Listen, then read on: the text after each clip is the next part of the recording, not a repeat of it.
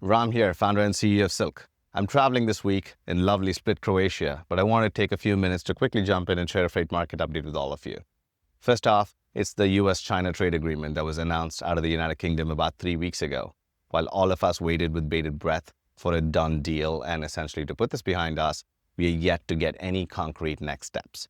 From what we hear from our sources, this is the Chinese administration waiting things out. They want to see what happens to the trade deal with the rest of the world, the pause that expires on July 9th. So now they want to wait and see what happens to the deal that was essentially paused. Are they going to essentially extend the pause, or a better deal is going to get signed before the Chinese officially sign and agree upon the deal that was negotiated in the United Kingdom? This really does not help anybody, this pause, this uncertainty, and it's starting to hurt. Where it's starting to hurt is actually something that we did not expect. The first place we're seeing this, which brings me to point number 2, is in China. The Chinese manufacturing economy is actually taking a beating. For the first time in 3 years, the Chinese PMI index dropped to a reading of 48.5. Now, anything less than a 50 is a contraction in the market, and this is a problem. The Chinese factories are unable to ramp up production because of the volatility. They're unable to fulfill loan obligations, and this is not helping at all. Not to mention, they're also trying to actively diversify into new markets in ASEAN, in Europe, and other places. So effectively, this is a perfect storm. Turns out the Trump administration hit where it hurts.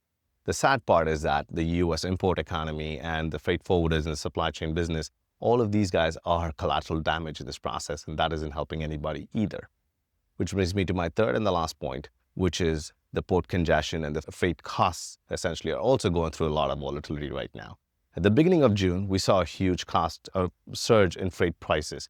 This was in anticipation of a surge in volume. Well, that surge never came. So freight rates are back down. However, port congestion is significantly up in Asia. 94% of ports in Asia have reported disruption. The waiting time in Singapore is up 300%.